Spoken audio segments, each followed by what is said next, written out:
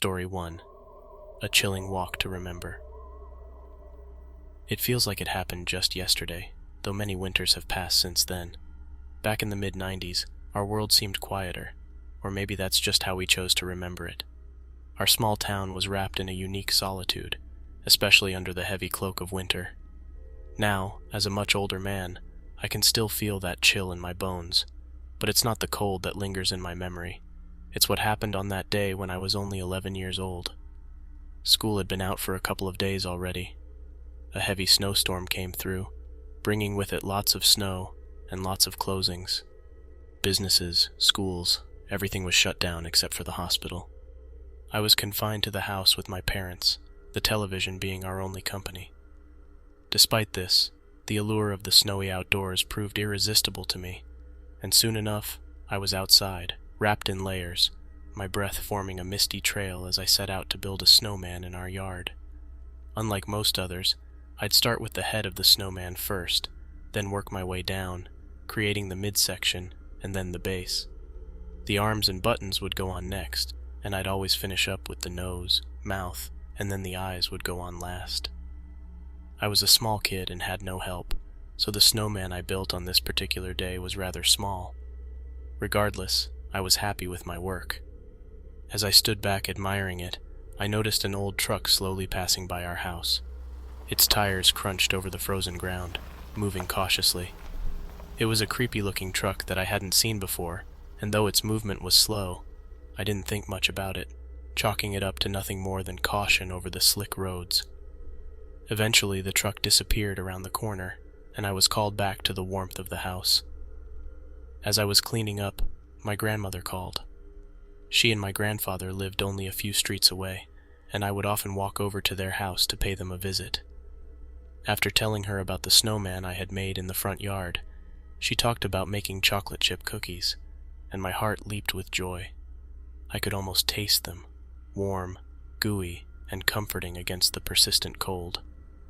My grandmother made the best chocolate chip cookies in the world. Eagerly, I begged my parents to let me visit her. They were hesitant at first. The sky was overcast, and the day was fading. But the thought of those cookies, coupled with my youthful persistence, eventually swayed them. They agreed, albeit with a stern warning. "Go straight there and be careful. The roads are slick. Call us as soon as you get there. If we don't hear from you in 10 minutes, we're coming to look for you.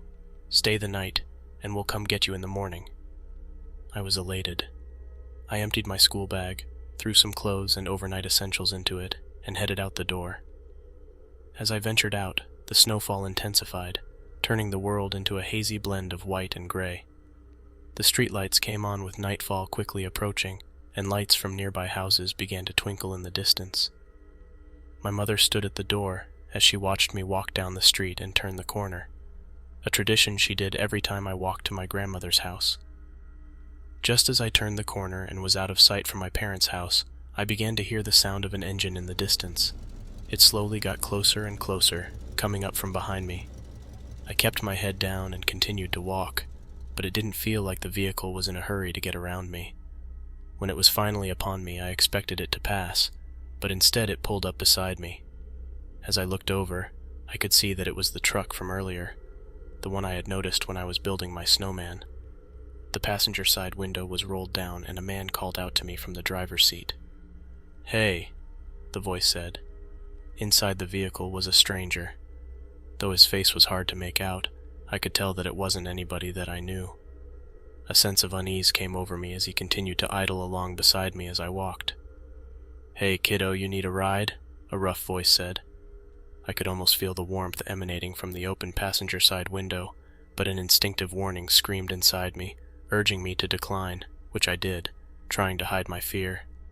However, the man insisted, his tone growing more forceful. I could tell that he was looking around, checking his mirrors as if to make sure that the encounter with me was going unnoticed. Again, I declined and put my head down, trying to walk a little bit faster. Something wasn't right and I knew it. I began to quiver, not from the cold, but from the thought of what this stranger's intentions might be.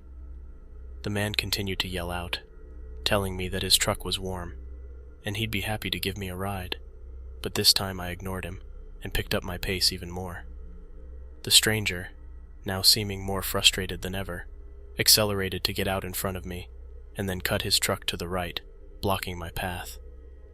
My fear had now turned to full-blown terror, and the little voice inside my head that was telling me that something was wrong was now screaming at me, telling me that I was in danger. Before I could even react, the man hopped out of his truck and was making his way back towards me. Again, the man called out. This time his voice was leaving no room for argument. "Get in the truck, kid," he demanded. Panic surged within me. I turned and began to run, screaming for anyone who may have been able to help me. As I turned, he lurched forward and tried to grab me, but slipped on the ice. Without another thought, I turned and ran as fast as my legs would take me, cutting through the neighbor's yard, continuing to scream as loud as I could. I didn't stop until I reached the safety of my parents' house. Inside, I was a crying mess.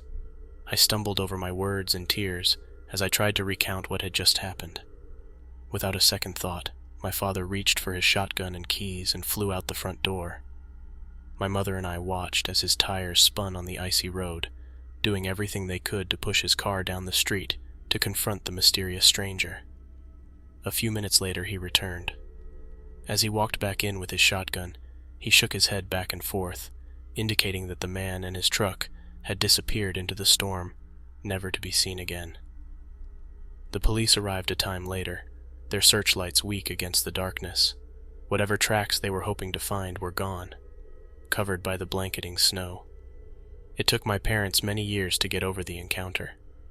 "We should have never let you walk," they'd say to me. "We should have just gone ahead and drove you, especially in those conditions." I never blamed them for what happened, though, and never will. It was a short walk I'd made hundreds of times. As winter turned into spring, life got back to normal, and I continued to make the walks to my grandparents' house. Always with a cautious eye, though. Always on a lookout for what might be coming around the corner.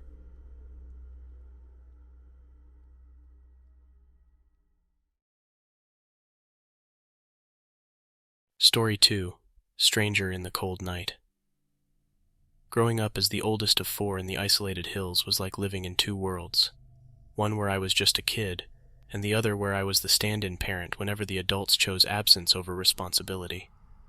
At 12, I was already a veteran in sibling care, with a maturity that belied my years. Our home, nestled among the pine trees, had a personality all its own. The sounds of its timbers, the creaks and sighs, became as recognizable to me as the voices of old friends, echoing through the years of my youth. That particular winter was relentless, the kind where the horizon blurs into the sky, and the world shrinks to the size of your home. We had a car, a stubborn old thing that might have been maroon once, before the rust and years took their toll. It was ill-suited for the treacherous hills when the weather turned foul, which it often did without warning. My parents, though, were as predictable as the weather was not. Weekends were their escape, a relative's house, a few drinks, and a night away from their offspring. I didn't know which relative they frequented. Was it Aunt June with her penchant for poker, or Uncle Rick with his inexhaustible liquor cabinet? It never mattered. I was the de facto guardian, left with a note stuck to the fridge, and the implicit trust that I would handle anything. One day the snow began as a whisper but grew to a roar, blanketing everything in a relentless surge of white. My parents called. They were going to stay the night away, not willing to risk being stuck out in the weather. I wasn't surprised. I tucked the younger ones into bed with promises of safety and watched TV with my 10-year-old brother, our laughter a fleeting balm against the growing storm outside. But as the night drew on, an eerie sensation crept over me, a prickle on the back of my neck, a whisper in my ear that something was amiss. The house felt different, as if it were pausing in anticipation, waiting in a hushed stillness. I checked the windows repeatedly, but the snow was a curtain, impenetrable and indifferent to my growing unease.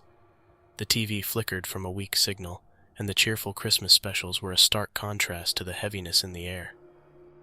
I continuously told myself to let go of the unease that had been following me around, but it was difficult. As my eyes continued to get lost in the hypnotic flickering of the TV, though, I finally began to relax, pushing aside the tension that had been bottling up inside me. The relief was short-lived, though. Out of nowhere, a deafening crash shattered the calm. I turned to the front of the house, and for a moment, time stood still. An arm thrust through the broken glass of the front door and began reaching for the lock. My brother and I sprang from the couch, our movements a tangle of anxious haste. He was faster, propelled by the pure adrenaline that fear gifts the young. I was slower, caught between the instinct to flee and the need to protect our home. The intruder, a man with hollow eyes and a face I didn't recognize, seemed just as surprised to see me as I was him. I imagined him calculating the solitude of our house, mistaking the lack of a car for an empty home, an easy target.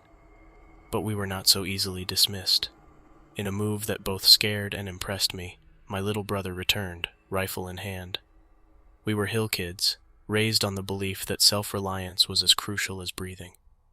There would be no call for help, and we would do whatever was necessary to defend ourselves and our home. As quickly as he arrived, the man retreated, disappearing into the blizzard, as if he were nothing more than another shadow of the night. We scrambled to barricade the broken window, our hands clumsy and shaking. Then we secured the rest of the house, checking locks we never thought we'd have to rely on. I checked on my other siblings. They were dead asleep, like nothing even happened. Back on the couch with my brother, the rifle lay across our laps, a cold and unfamiliar weight. But its presence was reassuring, a silent promise that we could face whatever may come. We were out in the middle of nowhere, and with the weather, we knew that no one would be coming for us. Not our parents, not the police, nobody. And so we sat, two children masquerading as guards. The both of us sat there, eyes wide, terrified that the intruder would return. As the minutes ticked by, though, our adrenaline began to wane, and eventually exhaustion took us. We finally slept in a tangle of limbs on the couch, the rifle still within reach. Morning came, revealing a world transformed by the storm. The snow had risen to heights that made the familiar unrecognizable, and the silence was profound. Our parents couldn't return, not through the impassable roads that the snow had claimed as its own. We were alone but unharmed, the fear of the night before etched into the quiet of the dawn. The days that followed were a testament to resilience. We rationed food, kept the fire burning, and told stories to keep the shadows at bay. When our parents finally made it back, they found us changed, a little less innocent, a little more worn, but together and strong. The man never returned, and the broken window was fixed, but the memory of that night lingered. It was a reminder that even in our secluded haven, danger could pierce through the tranquility like a cold wind through the cracks in the walls. We grew up a bit more that winter, my siblings and I, learning that sometimes the warmth of a family is the fiercest protector against the cold darkness of the world outside.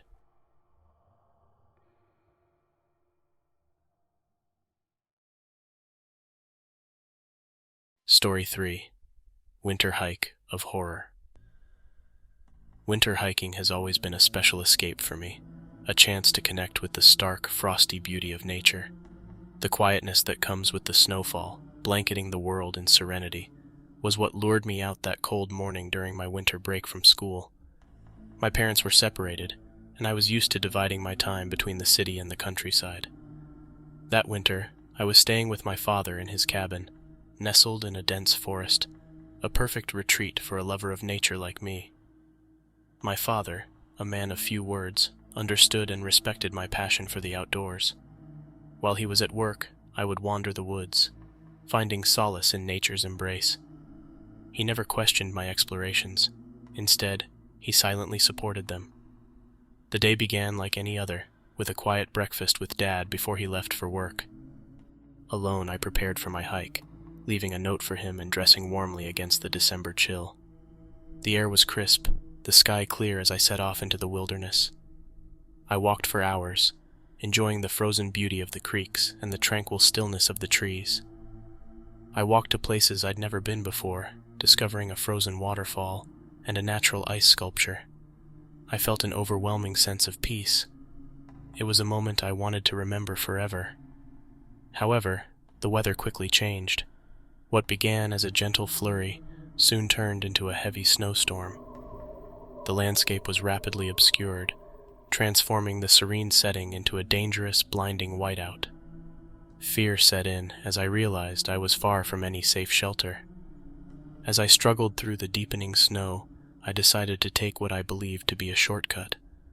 On my path, I came across an old, abandoned shack, a surprising and eerie sight in the middle of nowhere. Deciding that it was best to take shelter for a while, I made my way towards it.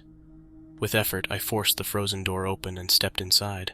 The interior was cold and dark, and smelled of decay and old earth. It felt like stepping into a forgotten world. I hesitated, absorbing the silence, before curiosity led me to explore. The sparse furnishings were artifacts of a bygone era, and the air was heavy with the presence of the past. As I made my way around, I couldn't shake the feeling that there was something incredibly off about the place.